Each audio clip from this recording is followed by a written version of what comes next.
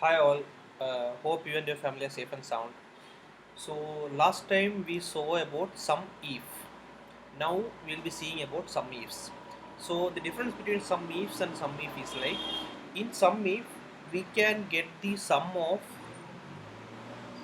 a column with one condition, like where sum of total quantity of apples sold or sum of total quantity sold by Tom. But here in some ifs, what is the advantage is we can use multiple conditions. So you can see the syntax of some if is like some ifs, some range. So the column where the addition need to be happen, there the criteria range. So first column where we need to give the condition like apples or the salesperson name. The second, then the criteria. What is the criteria we need to look out? Equal to or not equal to or greater than, lesser than, any criteria we can give. Then this second column where the second column then this is criteria for second column, then third column, fourth column, we can give like that. So here I have a table, this table. So here I have given three scenarios. So we will just give a formula how we will do. So some we will use like sum if, then the range. So the range is this much. Once I give the comma, then it is criteria range. So I want to give what is the criteria, sum of apples sold by Sarah. So apples. So I need to get the product as apple. So how we'll give is we'll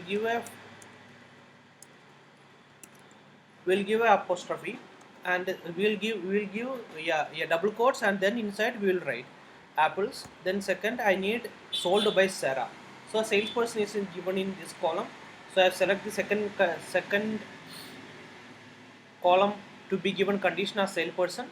Then I'll take the person name is Sarah. So once I close the double quotes, then I'll close it.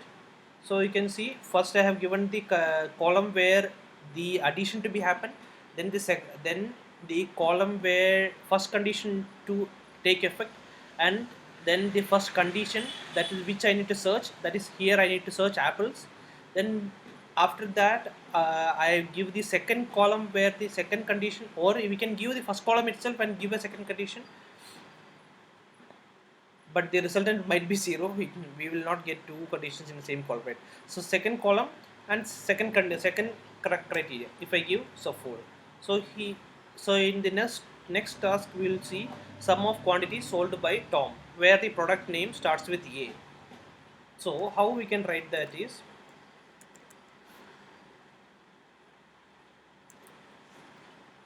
sum if. So here I am giving 2 to 9 as our first one. Then second condition is I am selecting the correct range, I2 to I9, where the product.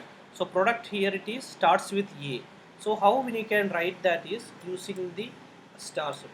So A star, starting with A and star. Then the third is 2 9. So I'm correcting, and solved by Tom. So Tom. Then 20. Yeah. Then the final one is sum of quantity sold by Tom, where the product is not banana. So it is a not condition. So how we will do is sum is sum range,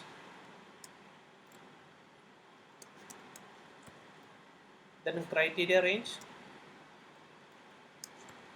then it is not banana. How we will give is using the not symbol, banana, then second criteria range. So we, as usual, it is Tom.